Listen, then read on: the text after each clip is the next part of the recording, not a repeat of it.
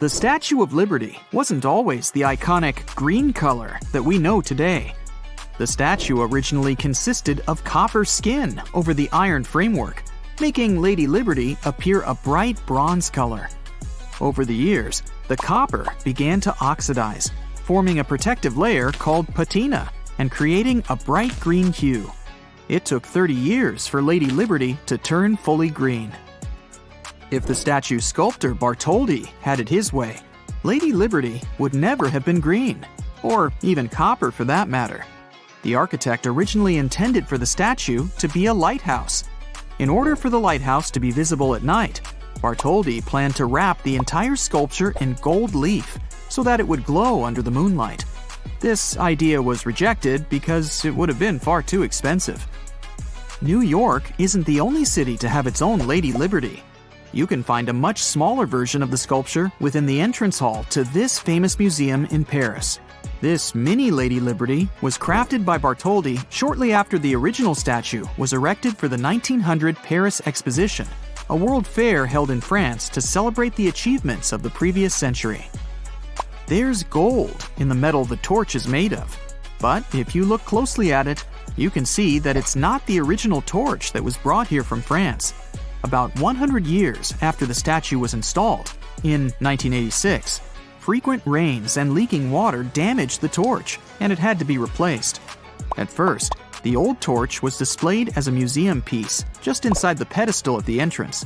But recently, a new museum was built on the island, and the torch was moved there. Some rumors about the statue say that Thomas Edison once wanted to make it speak. He wanted to put a huge phonograph in it, the sound of which could have been heard even in Manhattan. Good thing this never became reality. It would have been unbearably noisy on the island, and it would have sounded creepy. Lady Liberty arrived from France on June 17, 1885, in over 300 copper pieces in 214 crates on the French ship Isère. It got into a terrible storm and nearly sank. The statue could have been moved to Baltimore, Boston, San Francisco, or Philadelphia. When New York didn't have enough money to pay for the pedestal, these cities were willing to pay for the whole construction, on condition of its relocation. In 1983, David Copperfield made the statue disappear in front of a crowd. They were sitting on a platform, and the illusionist opened the curtain and showed them a big empty nothing in Lady Liberty's place. In reality, the platform was slowly moving until it reached an angle from which the statue couldn't be seen behind one of the towers on the platform. It's believed that Charlotte, the mother of Frederick Bartholdi, who was the statue's sculptor, became the model for its face. In 1876, one French senator met her at the opera. He was shocked to see a live version of the statue. Some people think that Lady Liberty has a male face. According to them, it doesn't look much like Bartholdi's mother, but is a copy of his brother. Frederick knew his face in every detail because he spent hours watching his brother at the hospital. In the summer, the crown of the statue becomes a temporary home for peregrine falcons. In the winter, owls are often seen there. Many other bird species migrate through Liberty State Park in the spring and fall months, including rare ones. The last official residents of Liberty Island were the family of the superintendent of the Statue of Liberty. They had free housing at Liberty Island until their home was damaged in a 2012 hurricane. At 305 feet tall, when the Statue of Liberty was first built, it was the tallest iron structure in the world. Of course, that has now been far surpassed. The tallest building in the world, Dubai's Burj Khalifa, has a staggering height of over 2,700 feet. That's almost 9 times taller than the Statue of Liberty. The famous sculpture is weatherproof. Lady Liberty is struck by around 600 bolts of lightning every year since she was built. Some photographers have been lucky enough to catch these moments. She's also survived hurricanes, ocean changes, and countless storms. The Statue of Liberty was designed to sway in the wind. During heavy winds, Lady Liberty can sway up to 3 inches in any direction, and its torch can sway 5. The weight of the statue can be compared to the weight of an empty Boeing 737. But this is only the outer skin of Lady Liberty. The metal construction inside, that is, stairs, pylons, and supports, weigh another 125 tons. It's like a small train locomotive. And the concrete base underneath weighs an impressive 27,000 tons. That's like a fleet of 11,000 heavy SUVs, or 180 of the largest blue whales. It took the workers 4 months to fully assemble the statue on the finished pedestal. The statue is connected to the pedestal, so it can't be lifted separately. And the entire metal structure inside can be seen through the glass ceiling of the pedestal.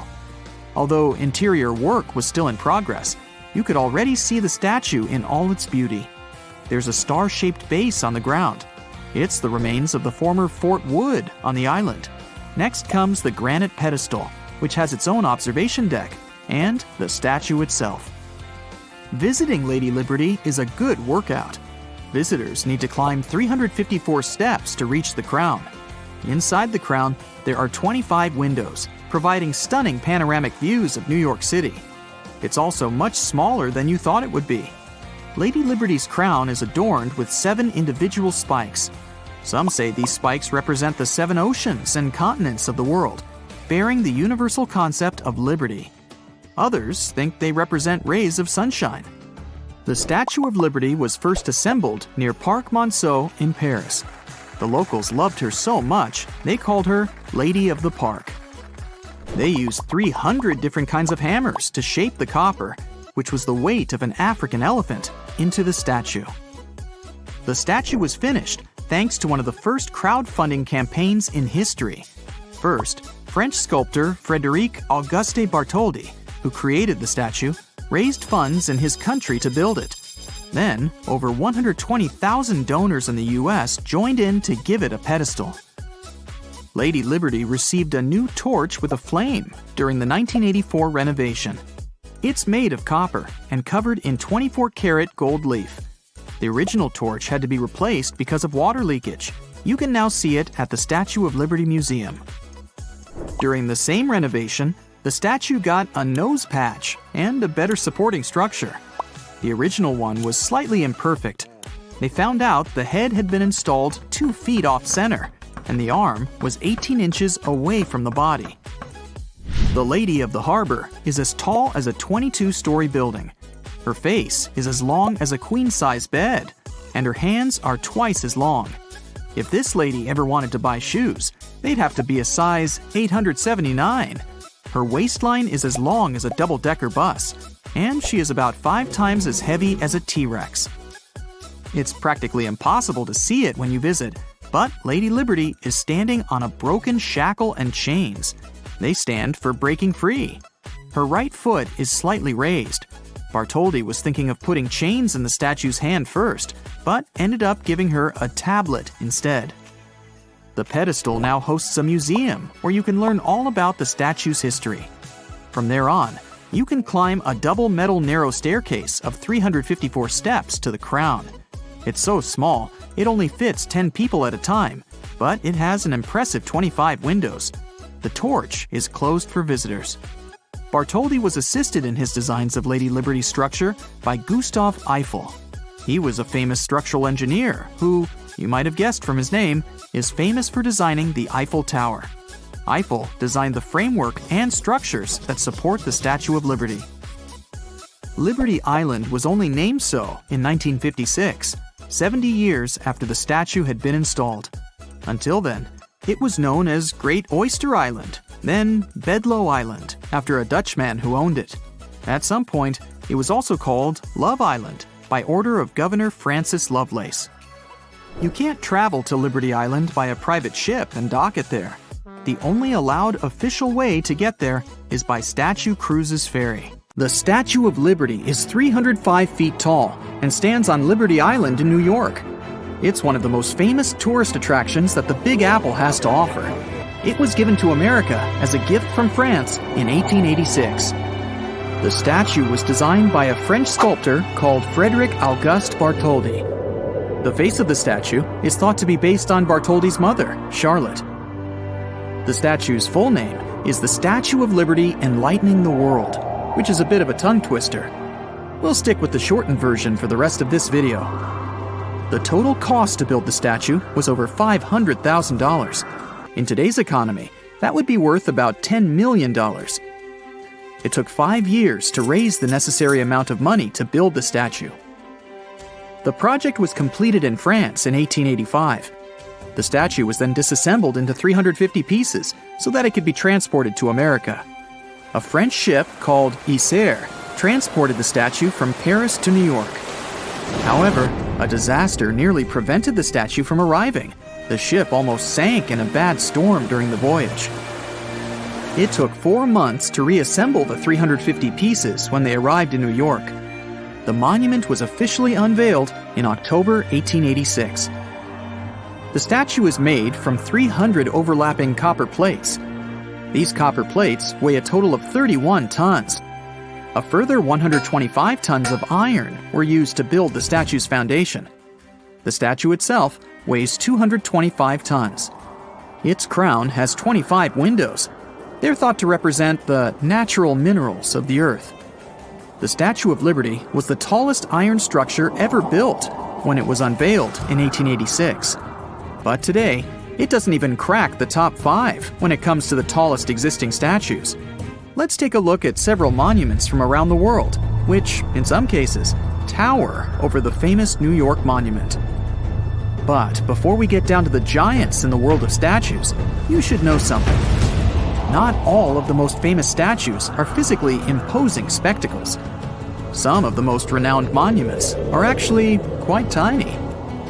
This includes the Iron Boy, located in one of the backyards in Stockholm, Sweden. The sculpture depicts a small boy wrapping his arms around his knees.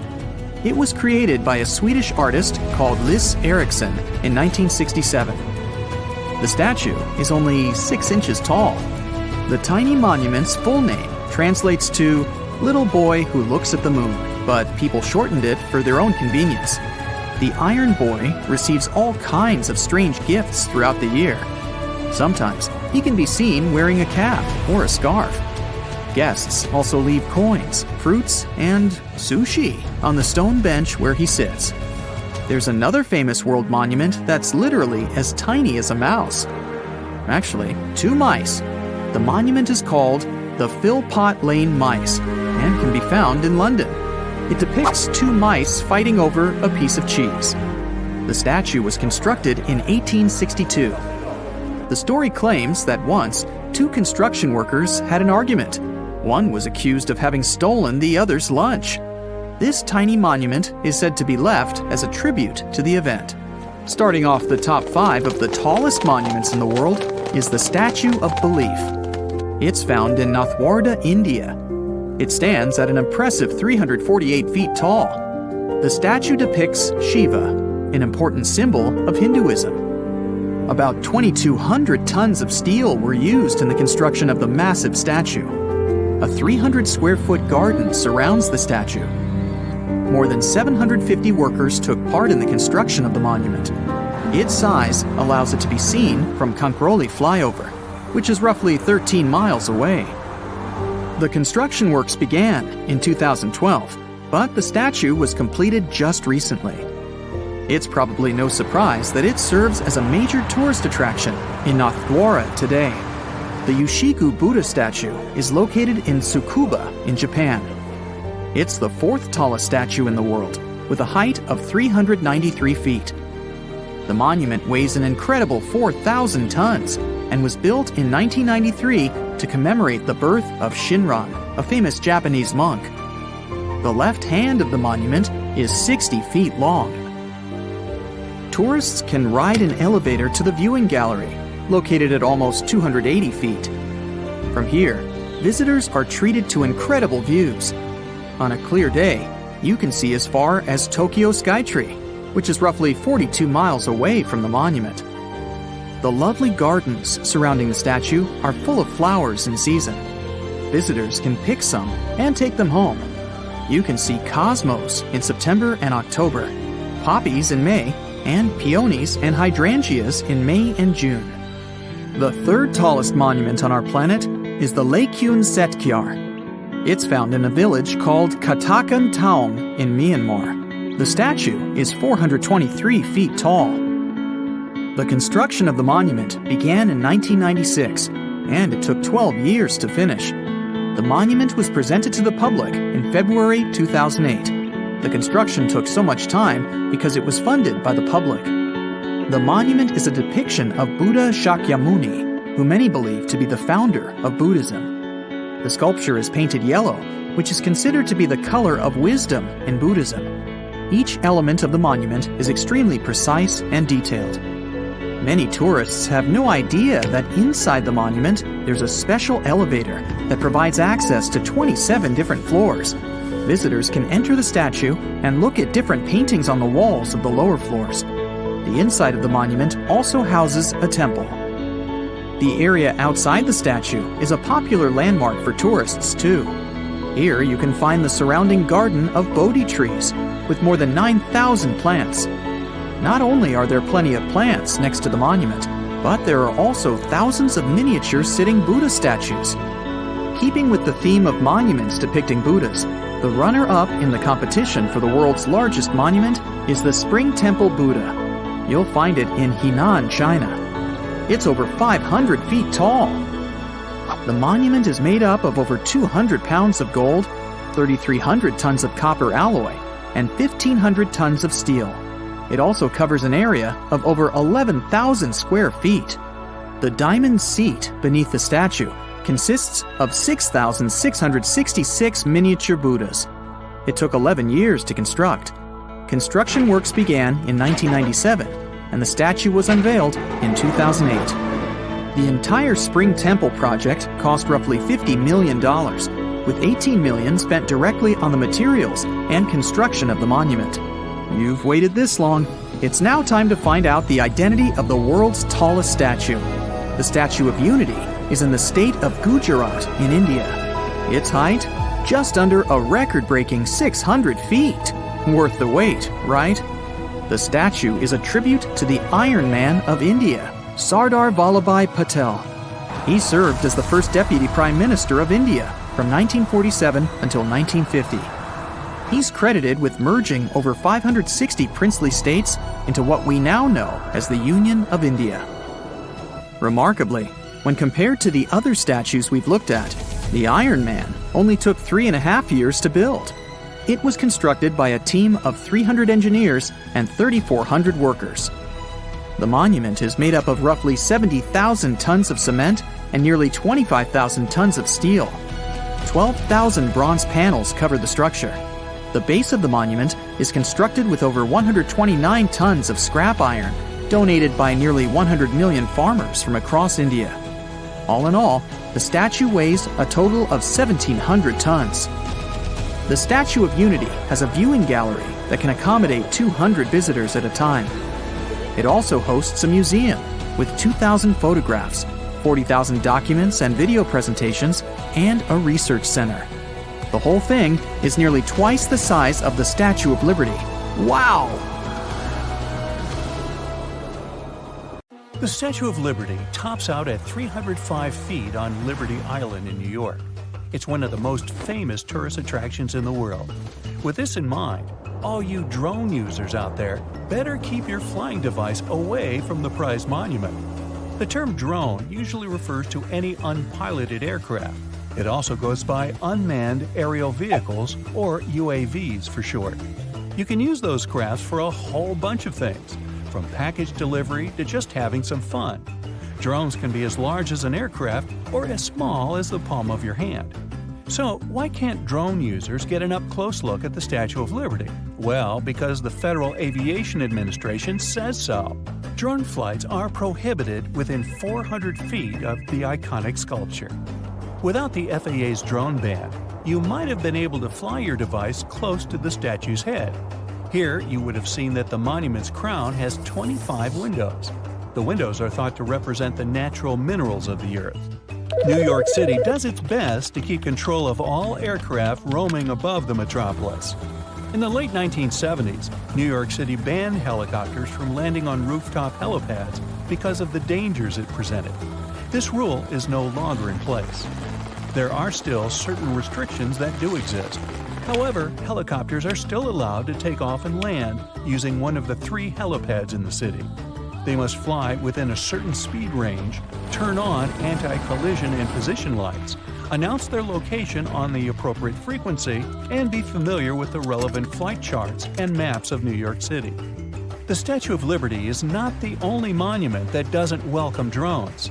The Hoover Dam, the highest concrete arch dam in the U.S., is also a no-fly zone for drones, just like all other dams in the country.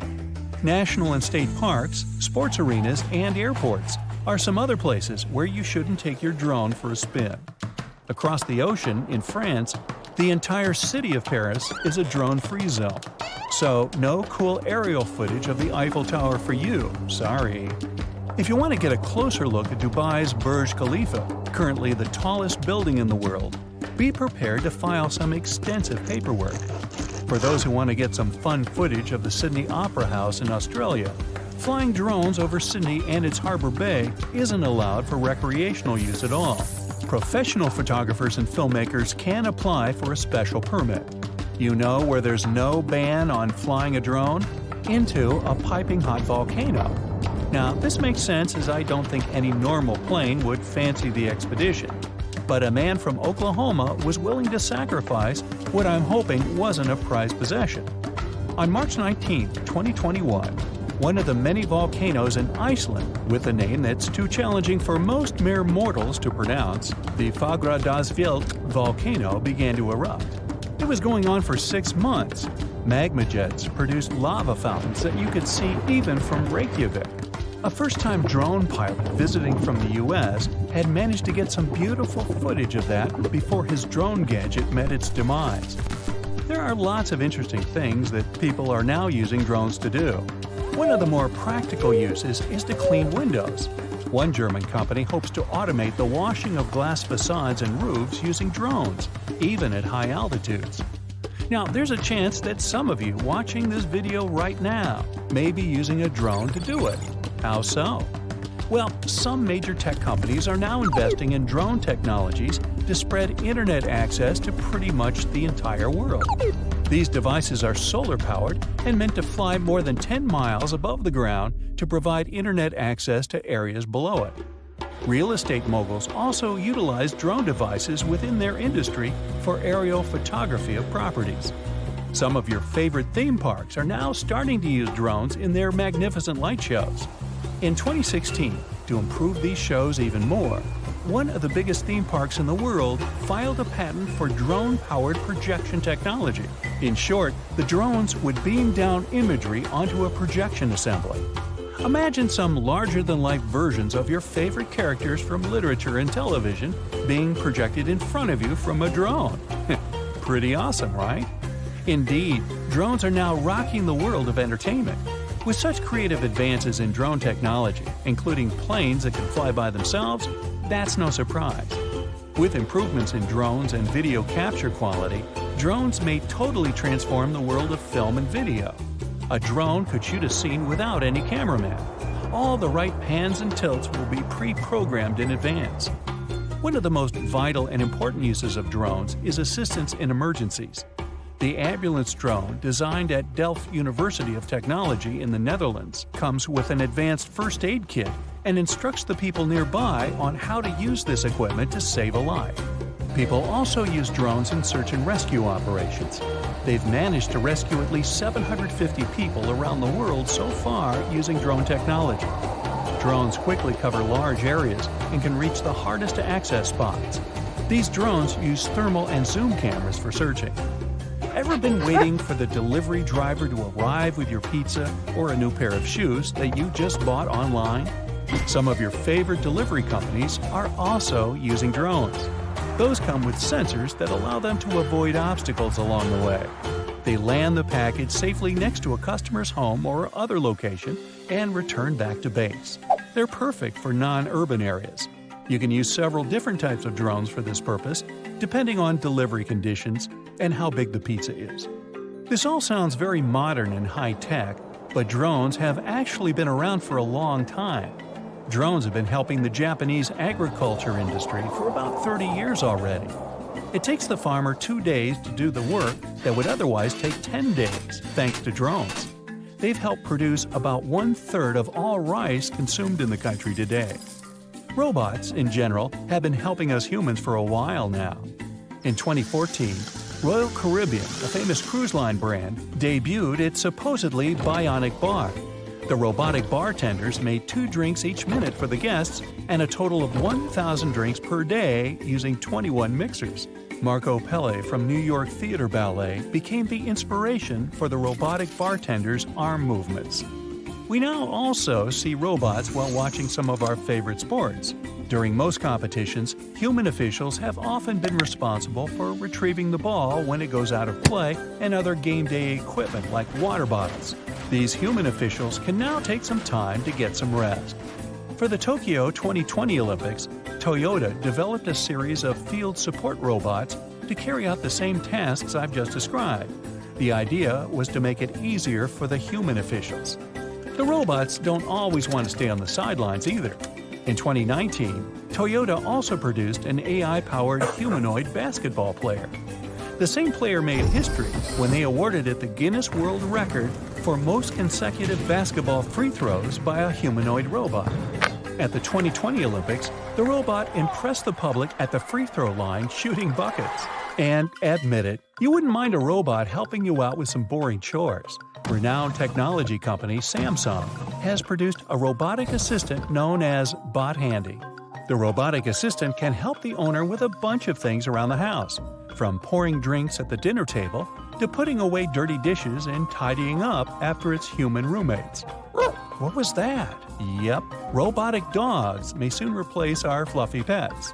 Semi-autonomous patrol dogs that can successfully carry out patrol operations already exist. This means you can go see your neighbors or friends knowing that a robo-doggy is going to keep your home secure. Or, in case you don't need a guard, but a loyal buddy, an AI pet robot will be perfect for you. Those guys can even show emotions. They learn and grow based on interaction with the owner and the evaluation of the surroundings. Kind of scary actually. Nah, I'll keep my dog. She doesn't need batteries. Tourists visit them daily, scrambling for the perfect selfie with some of the world's best-known attractions. But I'm sure you're unaware of these little secrets some of these places are hiding. I promise that today you will look at these world-famous monuments in a new way. Did you know that the Statue of Liberty has a second name? The Liberty Enlightening the World. And what's hidden in a box under the statue, right here? This massive structure stands watch over the entrance to New York Harbor, welcoming travelers from around the world. And there's a lot about this beautiful lady that may surprise you. Designed by sculptor Frédéric Bartholdi, France gifted it to the United States in 1884. That's a pretty nice present, but there was a catch. Already built and much too big to move, it was dismantled entirely, packed into 200 crates, and shipped across the ocean. Then, workers put it back together in New York like a giant 3D puzzle. And though many assume the statue is made of stone, it is not. The outside is actually thin sheets of metal. Originally, Bartholdi wanted these sheets to be made of pure gold, creating a truly impressive sight. But at 305 feet tall, the expense was too great. He opted for copper, a cheaper material instead. The one drawback: copper turns green over time. When the metal comes in contact with oxygen, it results in a chemical reaction called oxidation. The Statue of Liberty was originally the color of a shiny new penny. Not as impressive as gold, but pretty spectacular. For 25 years, it changed to a darker brown. Then, slowly faded to the light green it is today. Because the statue is hollow, you can actually go inside and walk up to her head. I hope you've been working out though. You have to climb 354 stairs to make it to the crown. Though initially open to visitors, the torch is now out of bounds. It was damaged in 1916 and has remained closed ever since. Maybe avoid visiting when the weather is bad. In heavy winds, the Statue of Liberty sways up to 3 inches, while the torch can move as much as 5 inches. I would turn as green as the statue itself. Oh, and it's hit by nearly 600 bolts of lightning every year. Shocking, I know. There's also a secret box tucked away beneath the statue. It contains a copy of the US Constitution, 20 bronze medals, and a portrait of the statue's designer. Another well-known monument takes us over the Atlantic Ocean to Paris, France. It's the Eiffel Tower. And though appreciated now, did you know it was once so disliked it almost never got built? Or that the engineer added a special floor just for himself when the tower went up? Engineer Gustave Eiffel built it for the 1889 World's Fair. At 1,083 feet tall, it's the same height as an 81-story building. Once finished, it was the tallest human-made structure in the world and remained the tallest for 41 years until the construction of the Chrysler Building in New York City. Before being built, the public received a sneak peek of the designs. People were not impressed. They called it everything from a truly tragic street lamp to a belfry skeleton, and residents, along with the Champ de Mars where the tower was going to be built, actually went to court to block its construction. But authorities sided with Eiffel, and the tower was finally built. Gustave asked the designer of the tower, Maurice Koechlin, to include an apartment at the very top for his private use. It offered a 360-degree view of Paris and had a living room, big enough for a table, a couch, and a piano, a kitchen, a bathroom, and a bedroom. Talk about a luxury penthouse in the sky. Let's take a quick hop over to London next to check out the Big Ben. But which part of the structure does the name actually refer to? You might be surprised. Big Ben is actually the name of the bell, not the tower. That's right. You're more likely to hear Big Ben than see it. It's located in the Clock Tower, which was renamed Elizabeth Tower in 2012. And the only visitors allowed to enter Elizabeth Tower and see Big Ben are residents of the United Kingdom. Everyone else can only admire it from afar. Pity. The bell weighs 16 tons, the same as 4.5 hippos, and is 7 feet tall.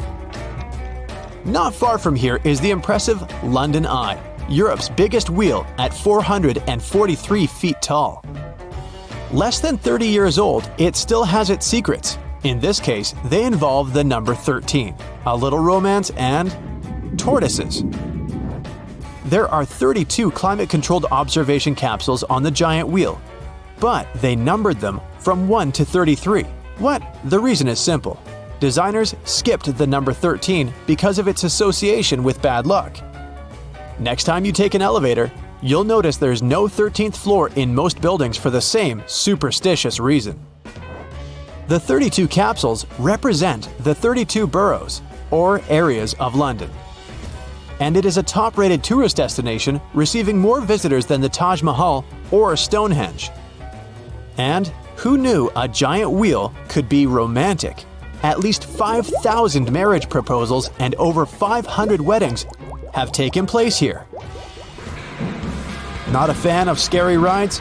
You got nothing to worry about. The London Eye moves at a very slow 10 inches per second, which is twice as fast as a tortoise moving at top speed. The ride doesn't even stop to let people on and off. Back to the United States for this next famous monument, the Hollywood sign. Did you know that it used to be bigger? Or the reason it was built in the first place? Don't worry, I'm about to share all its secrets. Developers S. H. Woodruff and Tracy E. Schultz built the original sign in 1923, creating it to advertise real estate. The two men wanted to establish a new neighborhood called Hollywoodland, and the now iconic sign was simply meant to be a giant advertisement to draw home buyers to the area. They planned to remove it after 18 months. In fact, the original sign spelled out Hollywoodland. The city dropped the last 4 letters in 1949. And now, you can only appreciate it from a distance. Tourists are not allowed anywhere near the actual sign. Standing in your way, razor wire, motion sensors, infrared technology, and alarms. There are even helicopter patrols. Yikes! Let's head north to Canada next, to the city of Toronto. When you search along its skyline, you'll see its most famous landmark, the impressive CN Tower. At 1,815 feet tall, it's pretty hard to miss. But what treasure does it hide in a special time capsule tucked away in its walls? It took a whole year for 1,500 workers to build the tower, completed construction in 1974. 2 years later, it was open to the public. Afraid of heights? It might not be a tourist attraction for you. First, the elevators have glass sides and a glass floor as well. It takes 58 seconds, speeding at 15 miles per hour to take you from the ground floor to the observation deck in the sky. And the deck also has glass panels on the floor. Don't worry though, you're not gonna fall through. They're so strong that they can handle the weight of 35 moose. I wonder how they tested that. When the tower opened in 1976, a time capsule was hidden in the wall of the lookout level. Inside, you'll find newspapers, Canadian coins, letters from children, and a letter from Pierre Trudeau. The capsule will remain there until 2076, and there's more. Mount Rushmore actually has a hidden room behind Abraham Lincoln's head, but what's inside? Sculptor Gutzon Borglum initially had a much bolder design in mind, including moments in American history with the foreheads of George Washington, Thomas Jefferson, Theodore Roosevelt, and Lincoln. But his ideas were too ambitious. Instead, he was given permission to create a Hall of Records, a secret chamber that would highlight the history of the United States and any important documents. And finally, what's the secret color-changing magic of the Taj Mahal in India? And the reason is surprisingly simple. The large building can be found in the city of Agra in the northern part of the country. It was built by Shah Jahan as a monument and a tomb for his wife, Mumtaz Mahal. Construction started in 1632 and wasn't completed until 1647. White marble covers the outside of the building and is decorated in jewels like lapis lazuli, jade, turquoise, and amethyst. These are placed to create geometric and floral patterns. But if you look at photos of the building, it doesn't always look the same. The color changes depending on the time of day. It has a lot to do with how the sun reflects off the marble. It may seem pinker at dawn, pure white at noon, and an orange bronze at sunset. Some evenings it may even look translucent blue. A second building was planned, designed by the Shah himself. It was a dark reflection of the original. Instead of white, the plan called for black marble. They never completed it. It's incredible how even more impressive these already cool monuments seem when you know a few of their secrets. So I took a little vacation and traveled to the other side of the country, to New York. The Big Apple. The city where more than 8 million people live. The home of Broadway, the Empire State Building, Central Park, and the Statue of Liberty. Now, Lady Liberty came to the United States from France back in 1885 in over 300 copper pieces. She came with instructions, some assembly required, batteries not included. She was a gift from the French people to the Americans, but the receiving party had to prepare the pedestal for her themselves. Instead of New York, the statue could have ended up in Baltimore, Philadelphia, Boston, or even San Francisco. All of these cities were willing to pay for the construction if they got the statue, but New Yorkers wanted it too. They started the fundraising campaign and managed to get all the money needed. So the statue officially called New York home in 1886, where it still resides. Sorry, Philly, I like your cheesesteaks though. Anyway, the Statue of Liberty was my first stop, and I was very excited, but I had no idea what was to come next. Day 1. I arrived at New York City, and first thing, I took the ferry to Liberty Island. I could see her already, far away in the middle of the harbor. As the ferry approached the statue, all the people started to make pictures with her. I wasn't an exception. I asked someone to take a selfie of me, turned away from the statue, looked in the camera, and smiled. But the guy looked shocked. I asked him what was wrong, and he couldn't say anything. He just pointed to the Statue of Liberty. Well, to where it used to be. Because the statue was just gone. He said it was there, but the next second, it just disappeared. Other people saw that too and started to ask each other what happened. but no one had any idea. Still, we reached the dock and got out of the ferry. It felt like it was just some trick, but apparently it wasn't. The Statue of Liberty was really gone, and its pedestal was totally empty. Of course, there were some people who climbed up on it, pretending to be the Statue of Liberty themselves and taking photos. Very soon, authorities arrived and didn't let anyone leave the island. They said they wanted to make an investigation and catch the thief, since the thief should still be there on the island, as if it's actually possible to steal the Statue of Liberty. They interrogated every single person on the island. We spent the whole day there, and in the end, they had to let us go. Who had the Statue of Liberty hidden in their pockets? What a surprise. Day 2. That was one crazy case, so I decided to stick around in New York for a while to watch how the situation would progress. Of course, in the morning, it's all in the newspapers, magazines, and on TV talk shows. All the Times Square banners are showing the photos of the statue with headings, "Have you seen me?" "The Statue of Liberty is gone," and even dramatic ones like, "The theft of the century! The Statue of Liberty is stolen!" Well, the whole Big Apple is mourning the loss. There is some crazy number of people colored in blue-green, like the patina on the statue, wearing dresses and the souvenir foam crown of Miss Liberty. By the way, all the local souvenir stores ran out of those, as well as all those little plastic statues of Liberty too. I'm trying to avoid Instagram or any other social networks. Every celebrity and every single user posts pictures of the statue with a crying emoji and a broken heart. The internet turned into one big memorial. In the evening, the Empire State Building is shining blue-green in honor of the missing statue. Day 5. New York City is even more crowded now. It seems like all of America came to the city to make sure that the statue is actually gone and it's not some internet hoax. Like we need another one of those. Now, the edge of Manhattan from where the ferry used to go to Liberty Island is overcrowded. There are many super loyal fans colored in blue-green, who honestly freak me out a bit, who are staying there all day long, waiting for the statue to somehow come back. No one is allowed to go to Liberty Island. All the best detectives of the world arrive there to investigate this case, trying to figure out what could have happened. Day 10. France officially announced that they'll make a new Statue of Liberty for New York. Well, that's super nice of them, but people keep crying, saying that no new Statue of Liberty can replace the original one, so dearly loved.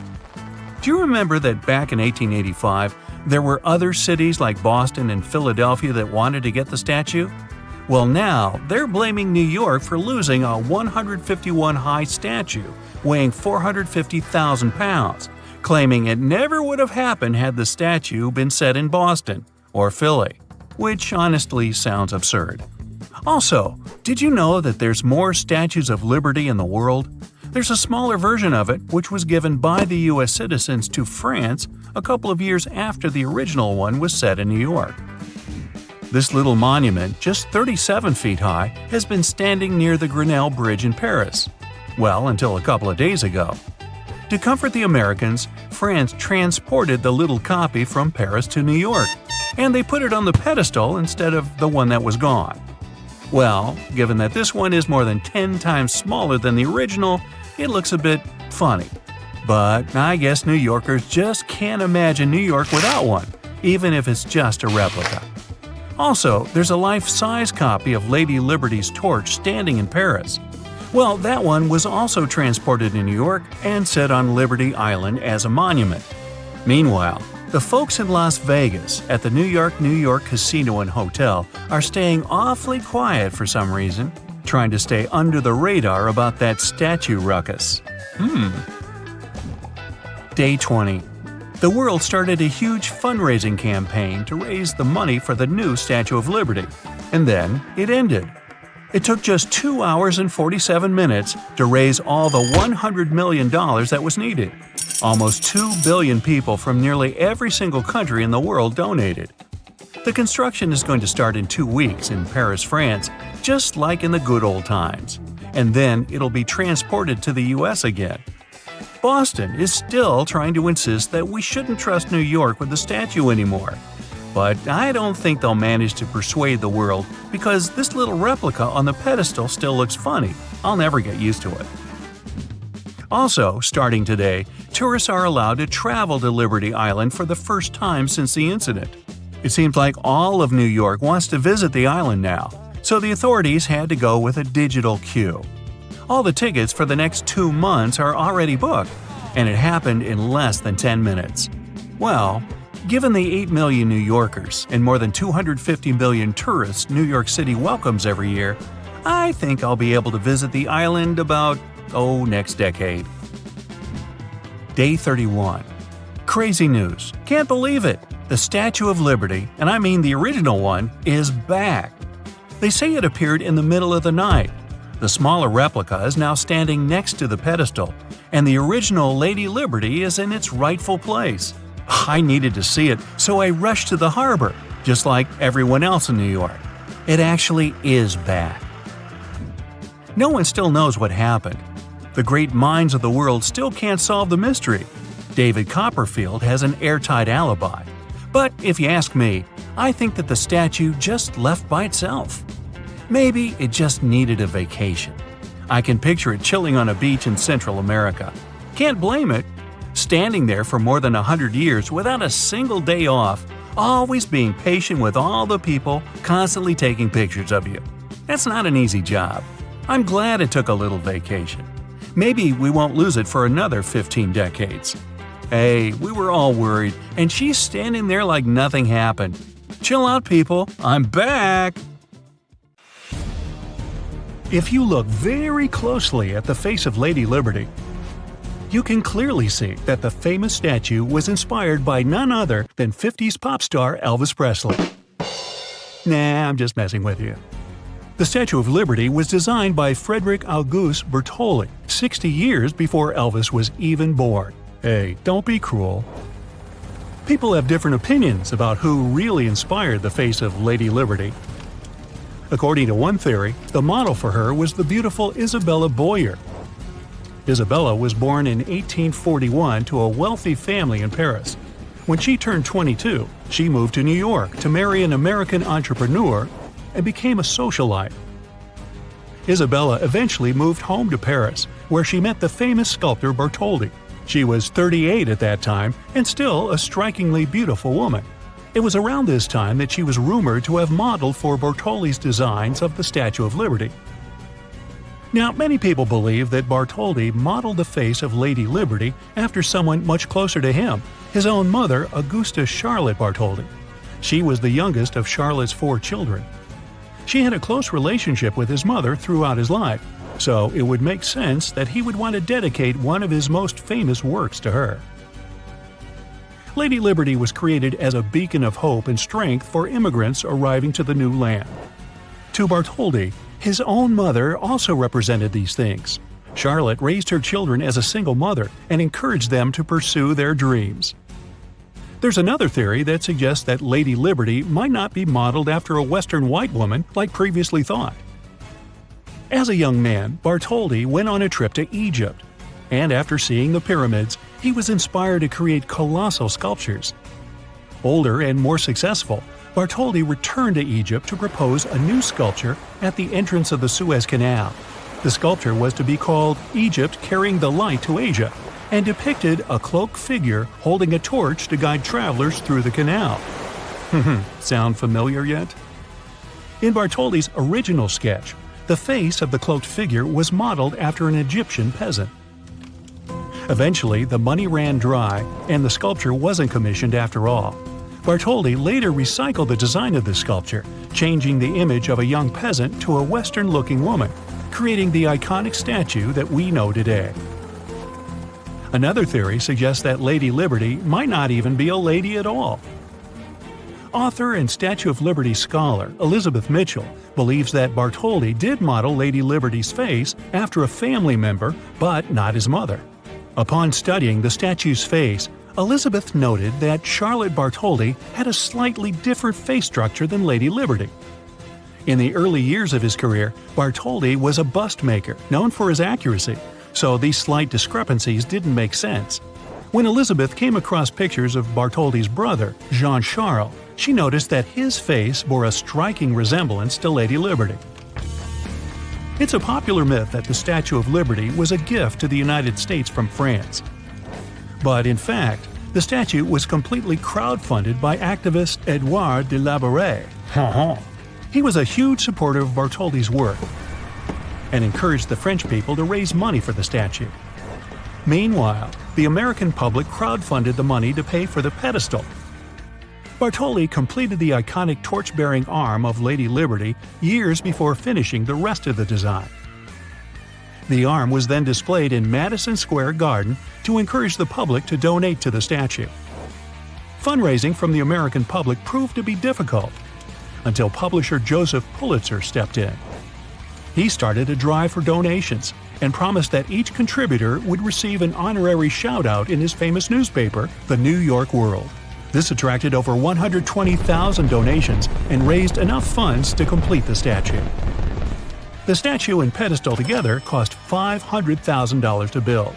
In today's money, that would be over $10 million. The statue was completed in France and then shipped to America, split into over 300 copper pieces, each packed in wooden boxes.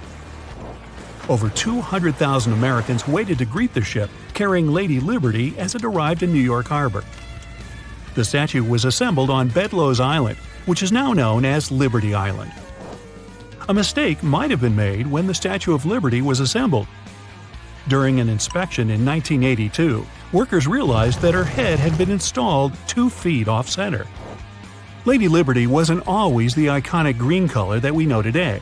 The statue originally consisted of copper skin over iron framework, making Lady Liberty appear a bright bronze color. Over the years, the copper began to oxidize, forming a protective layer called patina and creating a bright green hue. It took 30 years for Lady Liberty to turn fully green. And we all know it's not easy, being green. If Bartholdi had had his way, Lady Liberty would never have been green, or even copper for that matter. The architect originally intended for the statue to be a lighthouse. In order for the lighthouse to be visible at night, Bartholdi planned to wrap the entire sculpture in gold leaf so that it would glow under the moonlight. This idea was rejected because it would have been far too expensive. Speaking of the statue's size, Bartholdi was assisted in his designs of Lady Liberty's structure by Gustave Eiffel. He was a famous structural engineer who, you might have guessed from his name, is famous for designing the Eiffel Tower. Eiffel designed the framework and structures that support the Statue of Liberty. New York isn't the only city to have its own Lady Liberty. You can find a much smaller version of the sculpture within the entrance hall to this famous museum in Paris.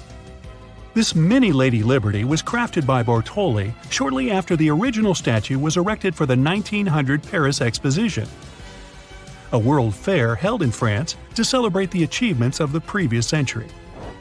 Shortly down the road in front of this famous Paris tunnel is the Flame of Liberty. This is a full-size replica of the flame from Lady Liberty's torch covered in gold leaf. This monument was gifted to France in 1989 from donors across the world as a thank you for the Statue of Liberty and as a symbol of the Franco-American friendship. About 4.5 million people visit the famous statue every year. By comparison, around 3.25 million people visit the London Eye each year. This makes the Statue of Liberty one of the most popular tourist attractions in the world. Visiting Lady Liberty is also a good workout. Visitors need to climb 354 steps to reach the crown. I've been there, it's really cool. Inside the crown, there are 25 windows, providing stunning panoramic views of New York City. It's also much smaller than you thought it would be. Lady Liberty's crown is adorned with 7 individual spikes. Some say these spikes represent the 7 oceans and continents of the world, bearing the universal concept of liberty. Others think they represent rays of sunshine. Almost 100 years after the statue was erected, Lady Liberty's torch was given an upgrade. In 1984, the statue's original copper torch was replaced with a new one covered in 24-karat gold leaf. The torch is the only place not accessible to visitors due to damage it previously sustained, making it unsafe for visitors. Lady Liberty is sometimes referred to as the mother of immigrants. In the 19th century, over 9 million immigrants arrived in the United States. They arrived by boat, and the Statue of Liberty was the first thing they would see of the new land. At 305 feet tall, when the Statue of Liberty was first built, she was the tallest iron structure in the world. Of course, that has now been far surpassed. The tallest building in the world, Dubai's Burj Khalifa, has a staggering height of over 2,700 feet. That's almost 9 times taller than the Statue of Liberty. The famous sculpture is also waterproof. Lady Liberty is struck by around 600 bolts of lightning every year since she was built. Some photographers have been lucky enough to catch those moments. She's also survived hurricanes, ocean changes, and countless storms. The Statue of Liberty was designed to sway in the wind. During heavy winds, Lady Liberty can sway up to 3 inches in any direction, and her torch can sway 5. This is Liberty Island, near Manhattan, New York. And here is our hero, the Statue of Liberty. It's 150 feet tall. It's like 10 giraffes sitting on each other's necks. Compared to the size of a person, you'd have to stand on the shoulders of your 25 friends to reach the torch in its right hand. The concrete base and pedestal make the statue even taller, 305 feet from the ground to the very top. The weight of the statue can be compared to the weight of an empty Boeing 737. But this is only the outer skin of the statue. The metal construction inside, that is, stairs, pylons, and supports, weigh another 125 tons.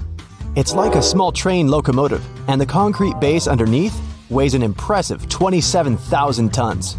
That's like a fleet of 11,000 heavy SUVs or 180 of the largest blue whales. And this is what the statue looked like 135 years ago. Yes, its color is very different. It's the same color you'd see if you cut through an electrical wire, because the entire statue is made of copper. About 20 years after it was installed, it turned completely green. That's because the air and the frequent rains gradually oxidized the metal. And that metal is extremely thin. Designers could have made those sheets of metal thicker, but then the statue would have been even heavier, and it would have fallen under its own weight. A little thinner, and the severe oxidation and corrosion of the metal would have made holes in the statue. The sculptor had thought well about the construction of the statue, and it took more than 10 years to build it. But it all started with this model, made of clay. It was only 4 feet tall, so you'd probably be taller than this mini Statue of Liberty, even with its hand raised. The next model was made of plaster. By increasing the size, the sculptor could add and refine the details of the statue. For example, a detail that you would never be able to see from Liberty Island, or even from the pedestal, it's the shackles. It looks as if the statue had thrown them off, symbolizing freedom. The next model was 33 feet tall, or the length of a school bus. That's about a quarter of the statue's actual size, and it was the maximum size the sculptor could fit in his workshop. Then, the sculptor proceeded to create the full-size pieces. The head and the right hand holding the torch. The other hand held a stone tablet with the Roman numerals embossed on it, signifying July 4th, 1776, the day the United States signed the Declaration of Independence. Another symbolic detail is the crown. The 7 rays on it represent the 7 seas and 7 continents. In other words, the entire world ocean and the entire landmass. So it was time to build the final version of the Statue of Liberty. The constructors needed absolutely all the parts of the statue made of plaster first. Here, its head. They took sheets of wood parallel to each other and pushed them against the model. The edges of the sheets were then shaped so that they perfectly replicated the shapes and curves of the statue. In other words, it was a cast. Then, the wooden structure was placed on the floor and covered with a sheet of copper. All that was left was to shape the sheet of copper into the curves of the statue with hammers and a press. The sheets were then reinforced on the inside with iron straps. This procedure was repeated 350 times. That's how many separate sheets of copper make up the Statue of Liberty. But if you put it all together, it would simply collapse under its own weight, or be blown away by the wind. And that's where Gustave Eiffel comes in.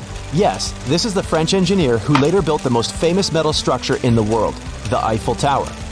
Gustav Eiffel designed the iron pylon that would serve as the spine of the statue, and then smaller metal structures were added around it.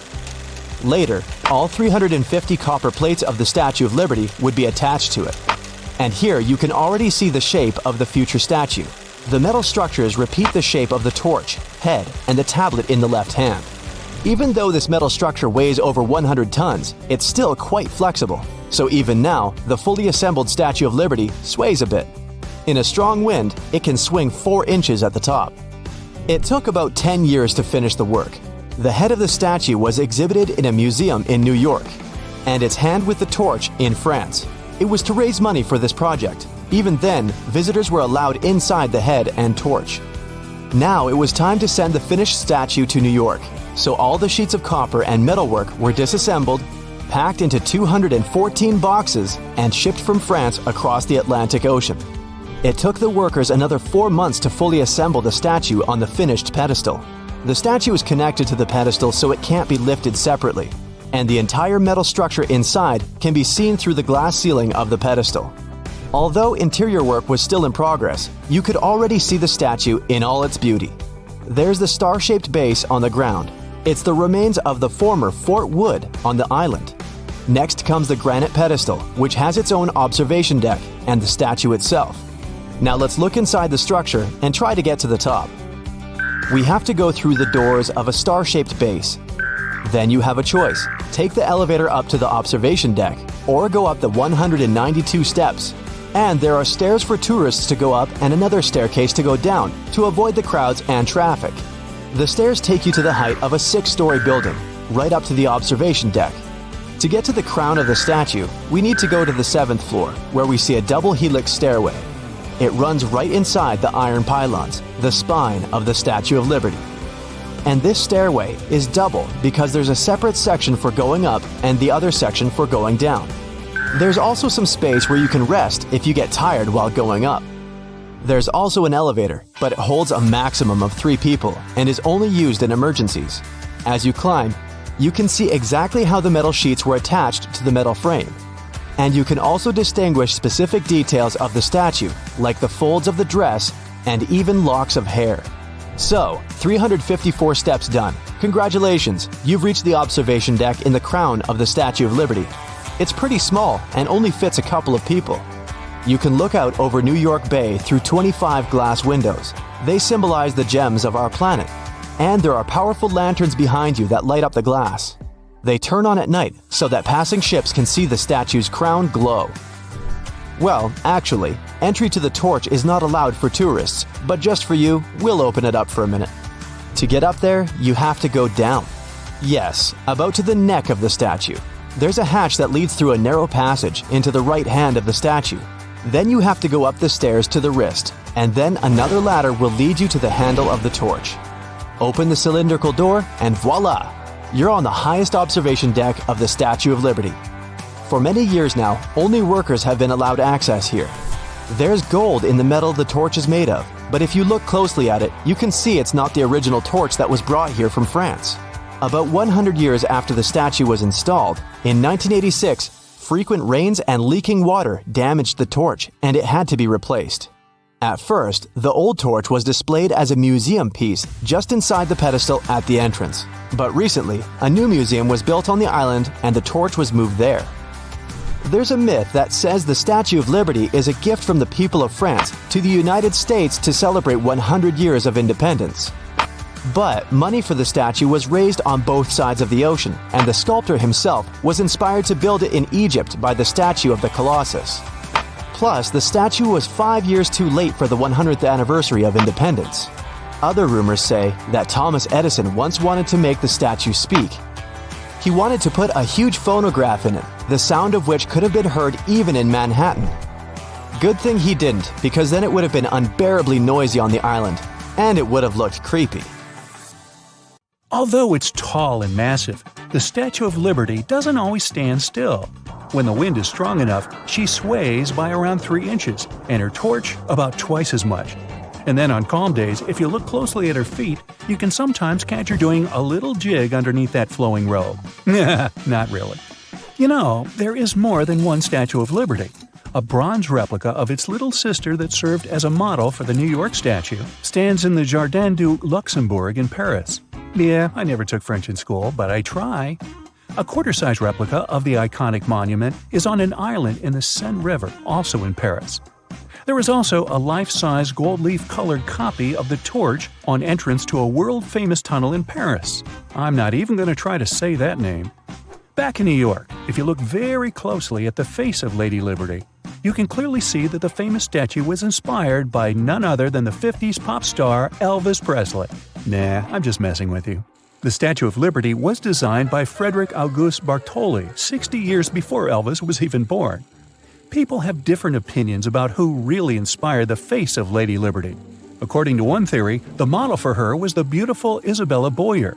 Isabella was born in 1841 to a wealthy family in Paris. When she turned 22, she moved to New York to marry an American entrepreneur and became a socialite. The real unglamorous story is Bartholdi modeled the face after his mother, who, I guess, Elvis looked like. Now, another theory suggests that Lady Liberty might not be modeled after a Western white woman as previously thought. As a young man, Bartholdi went on a trip to Egypt, and after seeing the pyramids, he was inspired to create colossal sculptures. Older and more successful, Bartholdi returned to Egypt to propose a new sculpture at the entrance of the Suez Canal. The sculpture was to be called Egypt Carrying the Light to Asia and depicted a cloaked figure holding a torch to guide travelers through the canal. Well, that one cost too much, but he kept the idea in his head until another opportunity arose in New York Harbor. This is what the statue looked like 135 years ago. Yeah, its color is very different. It's the same color you'd see if you cut through an electrical wire, because the entire outside of the statue is made of copper. About 20 years after it was installed, it turned completely green. That's because the air and the frequent rains gradually oxidize the metal into a coating called patina. And that metal is extremely thin. Designers could have made those sheets of metal thicker, but then the statue would have been even heavier and it would have fallen under its own weight. A little thinner, and the severe oxidation and corrosion of the metal would have made holes in the statue. The sculptor had thought well about the construction of the statue, and it took more than 10 years to build it. But it all started with this model, made of clay. It was only 4 feet tall. So you would probably be taller than this mini Statue of Liberty, even with its arm raised. The next model was made of plaster. By increasing the size, the sculptor could add and refine the details of the statue. For example, a detail that you would never be able to see from Liberty Island or even from the pedestal. It's the shackles by her ankles. It looks as if she has thrown them off, symbolizing freedom. The next model was 33 feet tall, or the length of a school bus. That's about a quarter of the statue's actual size, and it was the maximum size the sculptor could fit in his workshop. Then the sculptor proceeded to create the full-size pieces, the head and the hand holding the torch. The other hand held a stone tablet with Roman numerals embossed on it, signifying July 4, 1776, the date of American independence. So, it was time to build the final version of the Statue of Liberty. The constructors needed all the parts of the statue made of plaster first. Here's its head. They took sheets of wood parallel to each other and pushed them against the model. The edges of the sheets then were shaped so that they perfectly replicated the shapes and curves of the statue. In other words, it was a mold. Then, the wooden structure was placed on the floor and covered with a sheet of copper the thickness of a penny. All that was left was to carefully shape the sheet of copper into the curves of the statue with soft wooden mallets and a press. The statue and pedestal together cost $500,000 to build. French supporters raised funds to build the statue, and Americans paid for the pedestal it would stand on. In today's money, that would be over $10 million. The statue was completed in France and then shipped to America, packed in hundreds of wooden crates. Over 200,000 Americans waited to greet the ship carrying Lady Liberty as it arrived in New York Harbor. The statue was assembled in 4 months on Bedloes Island, which is now known as Liberty Island. Now, a mistake might have been made when the Statue of Liberty was assembled. During an inspection in 1982, workers realized that her head had been installed 2 feet off-center. Yeah, sometimes I feel like that too. Shortly down the road, in front of this famous Paris tunnel, is the Flame of Liberty. This is a full-size replica of the flame from Lady Liberty's torch, covered in gold leaf. This monument was gifted to France in 1989 from donors across the world as a thank you for the Statue of Liberty and as a symbol of the Franco-American friendship. About 4.5 million people visit the famous statue every year. By comparison, around 3.25 million people visit the London Eye each year. This makes the Statue of Liberty one of the most popular tourist attractions in the world. Almost 100 years after the statue was erected, Lady Liberty's torch was given a makeover. In 1984, the statue's original copper and glass torch was replaced with a new one covered in 24-karat gold leaf. The torch is the only place not accessible to visitors due to damage it previously sustained, making it unsafe to climb up there. The Statue of Liberty is 150 feet tall. That's like 10 giraffes sitting on each other's necks. Compared to the size of a person, you'd have to stand on the shoulders of your 25 friends to reach the torch in its right hand. The concrete base and pedestal make the statue even taller, 305 feet from the ground to the very top. So, let's get inside the thing. We have to go through the doors of a star-shaped base. Then you have a choice. Take the elevator up to the observation deck or go up the 192 steps. You go first. There are stairs for tourists to go up and another staircase to go down to avoid the crowds and traffic. The stairs take you to the height of a 6-story building, right up to the observation deck at the top of the pedestal. To get to the crown of the statue, we need to go to the 7th floor, where we see a double helix stairway. It runs right inside the iron pylons, the spine of the Statue of Liberty, designed by none other than Gustav Eiffel, the Eiffel Tower guy. And this stairway is double because there's one side for going up and the other for going down. And there's also some space where you can rest if you get tired while going up. Yeah, I've done it, and yes, you need it. And you need reservations. As you climb the statue, you can see exactly how the 300 copper sheets were attached to the metal frame. The story of how exactly they did that is riveting. And you can also distinguish specific details of the statue, like the folds of the dress and even locks of hair. 354 steps done. Congratulations! You've reached the observation deck in the crown of the Statue of Liberty. It's pretty cozy up there and only fits a couple of people. You can peer out over New York Harbor through 25 glass windows. They symbolize the gems of our planet. And there are powerful lanterns behind you that light up the glass. They turn on at night so that passing ships can see the statue's crown glow. Entry to the torch is not allowed for tourists, but hey, just for you, we'll open it up for a minute. To get up there, you have to go down. Yes, about to the neck of the statue. There's a hatch that leads you through a narrow passage into the right arm of the statue. Then you have to go up the stairs to the wrist, and then another ladder will lead you to the handle of the torch. Open the cylindrical door and, oh my! You're on the highest observation deck of the Statue of Liberty. For many years now, only workers have been allowed access here. Back at the beginning, this arm stood separately in Madison Square Park for 6 years to draw attention to that campaign until the funding issues were resolved. And before it even made it to the U.S., its head had been on display at the World's Fair in Paris to help raise money for the project. The statue's lamp was originally to serve as a lighthouse beacon, but it was not bright enough, just like me, and the light could barely make it to Manhattan. Sculptor Bartholdi offered to cover the entire statue in gold to make it brighter. That idea would have been crazy expensive, so it was never brought to life. The original spikes above its head got rusty, so what you see now was added way later. So how come the world is still talking about a statue that only existed for a mere 54 years over 2,000 years ago? What made this impressive ancient construction so remarkable that we're still discussing it? I'm talking about the Colossus of Rhodes, of course. It's considered to be one of the 7 wonders of the ancient world, along with the Great Pyramid of Giza or the Gardens of Babylon. There are a lot of mysteries surrounding this ancient statue, but let's look at some of the facts first, shall we? What we do know is that the local Rhodians decided to start a massive project once a Macedonian siege over their island was over. In other words, it was their way of honoring the higher powers for their victory. Using a lot of material left behind by the Macedonians, they started the construction of the Colossus, which is estimated to have taken about 12 years. Most contemporary descriptions of the sculpture agree that it stood about 105 feet tall. Now, just to compare, that's about the size of the Statue of Liberty today, which is 151 feet tall. It may not seem like a lot. I mean, Lady Liberty is currently ranked as the 52nd tallest statue in the world. The champion here would be the Statue of Unity in India, standing proud at an astonishing 597 feet. But for ancient times, that was quite an accomplishment. But is the similar height the only connection between the Colossus of Rhodes and the Statue of Liberty? Not really.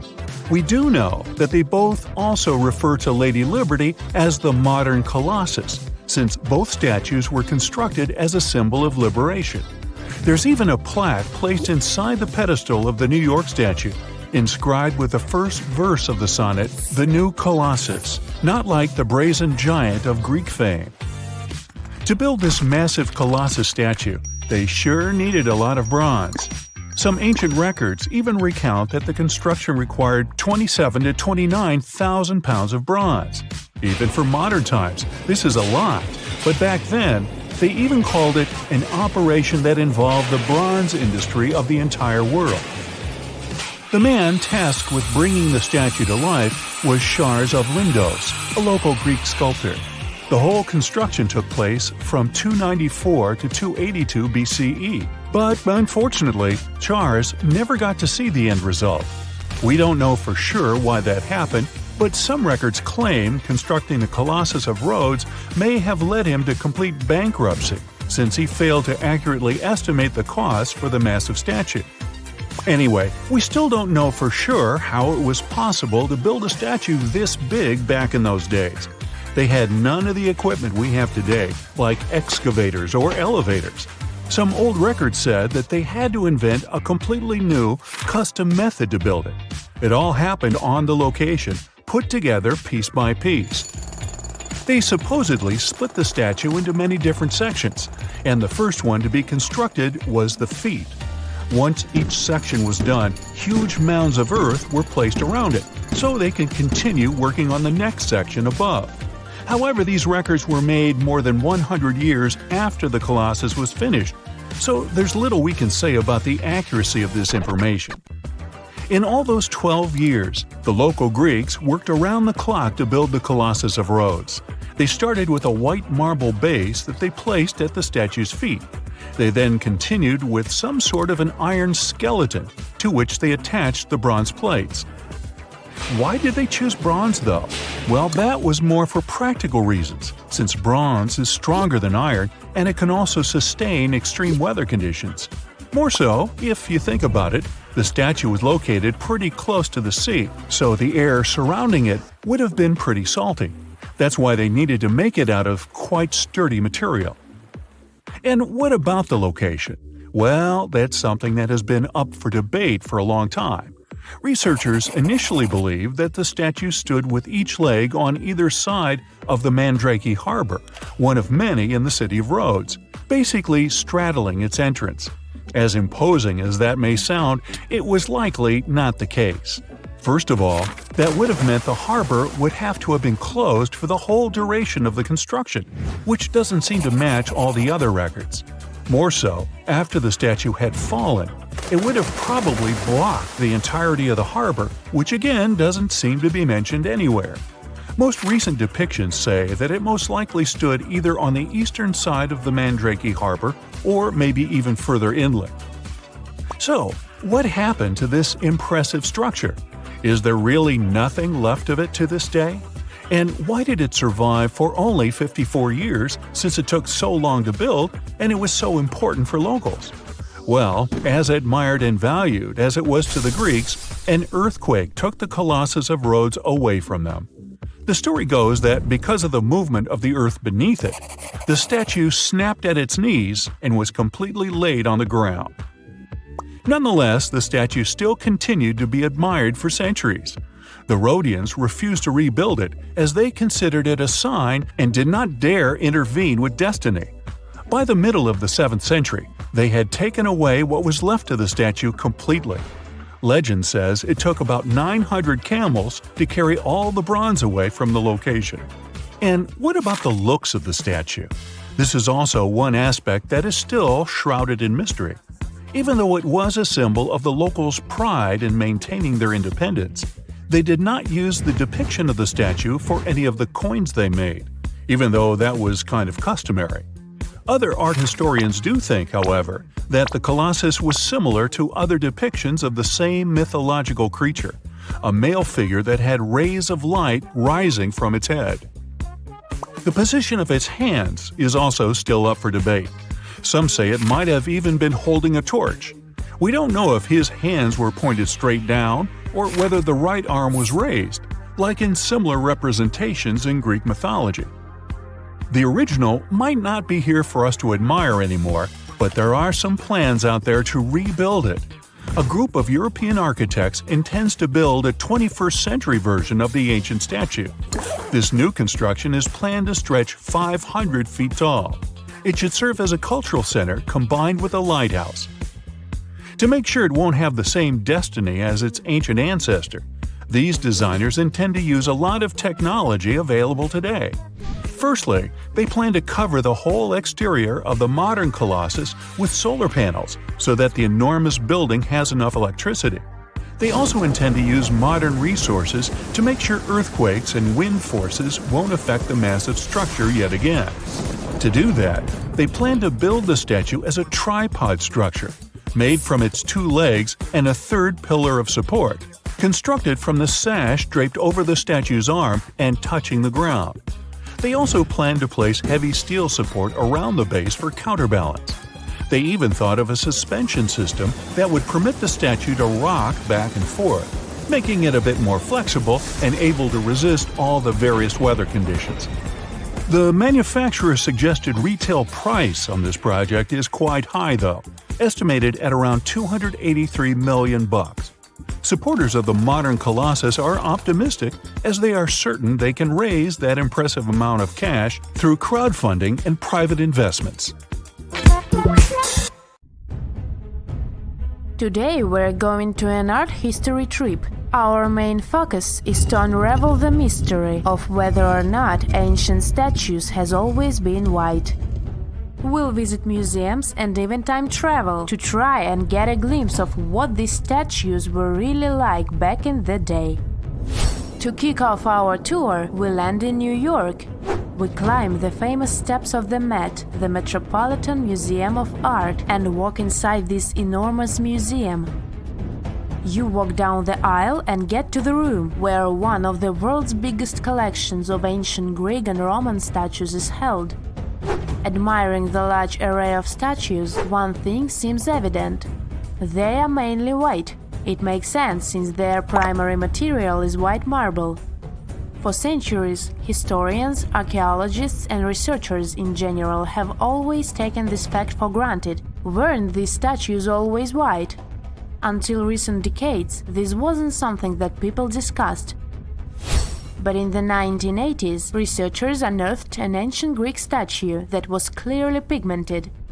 This new discovery made them wonder, were all ancient statues painted? Let's take a close look at this work of art. This 3rd century before the Common Era Greek statue was discovered to be almost entirely painted, still in its original form. You don't have to look too hard to notice that the statue still carries some of these original pink colors, with some shades of blue and red paint as well. The thing is, this statue is not an exception, it's the norm. As it turns out, ancient civilizations did paint their sculptures with bright and vivid colors, but somewhere along our historic timeline, this information got lost. According to researchers, pigment in sculptures was a way of bringing their representations closer to real life. We live in bright colors, so art might as well reflect that, right? Right! So let's take a few steps back to understand what happened. So why are our museum's galleries filled with white statues as far as the eye could see? You might have heard of Michelangelo. It's a famous Italian sculptor who carved the iconic David and painted the ceiling of the Sistine Chapel. Michelangelo was one of the most emblematic painters of the Renaissance. The Renaissance was a historical period when European artists, philosophers, and scientists developed a renewed interest in the creations of ancient Greece and Rome. Artists like Michelangelo studied a series of Roman sculptures, like this one, the Laocoon and his sons. They fell in love with their lifelike figures and pristine white marble. The one thing they didn't know, and didn't have the technology to know, was if the colored pigments from those sculptures had faded. After all, they were found after years of being buried or left in the open air. It's speculated that this statue, the Laocoon, had colored snakes and mantles, for example. When the Renaissance artists set out to pay homage to ancient artists, they left their masterpieces bare too. They carved directly onto the marble and left them white, without pigmentation. Probably because that's the way they thought things were done in the old days. The works of Michelangelo and his peers influenced a whole generation of sculptors after that. So this way of doing art traveled to modern times without much questioning. However, evidence of color pigments in ancient statues is abundant. Some researchers show that scholars have known for at least a century that ancient sculptures weren't originally all white. Other studies suggest that this discovery might have happened even earlier. In early 1980s, archaeologist Vincent Brinkmann made a huge discovery. During his time as a student at the Ludwig Maximilian University in Munich, he developed a technology that was able to detect polychromy in ancient samples of Greek statues. Polychromy is an art of painting in several colors. Anyways, he was taken aback by his discovery and confused as to why and how other researchers and archaeologists weren't talking about this. As it happens, the first discovery that ancient statues weren't all that white happened a long time ago, way before Vincent was born. It happened during the unearthing of Pompeii back in the 1700s. As you may know, the city of Pompeii in southern Italy was completely covered with lava after the sudden eruption of Mount Vesuvius. The city was destroyed, but the clouds of ashes that arose from the lava managed to preserve a lot of the city's structure through time. Thankfully for art historians and archaeologists, Pompeii became a digging ground for understanding ancient Rome. Researchers found several conserved frescoes that depicted scenes of daily Roman life. In one of these paintings, an artist is seen painting a sculpture. This fact was recorded by a very famous art historian known as Johann Joachim Winckelmann. He is also considered the father of art history. Now let's take a closer look at another famous statue. To see this one in person, you'll have to fly all the way to Rome and visit the Vatican museums. The statue you're looking at is a classic representation of Caesar Augustus. In case you didn't know, he was the founder of the Roman Empire and the first emperor of Rome. He is important. The sculpture you're seeing is called the Augustus of Prima Porta. You may have seen this before, probably in a history textbook. The thing is, it's always depicted in its white marble form. But according to an archaeological finding from the 1860s, the original statue was way much more colorful than that. According to archaeologists, the statue of Augustus de Prima Porta has a crimson tunic, yellow armor, and a purple mantle. It's important to keep in mind that colors weren't made artificially as they are today. Artists could only produce color from natural resources, so purple, for example, was an extremely difficult color to make. Back in the day, they derived purple from the mucus of a rare species of snail, meaning that anyone who used the color purple to pigment their art and clothes was powerful and wealthy. Well, this looked like enough proof for me that ancient statues weren't always white. But as we can judge by the look of our modern museums, there didn't seem to exist enough interest in the art community to further explore polychromy on the ancient statues. But remember that archaeologist we talked about, Brinkmann? Well, he has been collecting data on polychromy since the 1980s. At a certain point, he even began making colored replicas of such statues. The technology used is far from simple. To reconstitute these ancient works of art, Brinkman makes a 3D plaster copy of them. Then he paints them by hand with the help of his wife. To find out which color were used in the original sculptures, Brinkman uses UV light. Certain pigments glow under UV light, exposing traces that would otherwise be invisible. Take this colorful archer as an example. Look at these colors. This piece is the reconstruction of a marble archer in the costume of a horseman.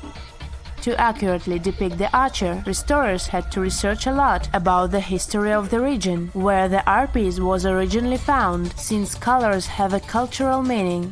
That, together with UV technology, allowed for the reconstruction you can now see. It seems very far from the idea we have of what the Greeks would make, but this is supposed to look exactly like the original one. According to Brinkman, we shouldn't be so surprised that ancient Western civilizations used bright colors to depict their realities. After all, the Romans and Greeks were heavily inspired by the works of art of Egyptian civilization, Old Mesopotamia, and Asia. For example, if you look at the famous Egyptian Sphinx, you might be led to believe that it always looked that way, but that wasn't at all the case.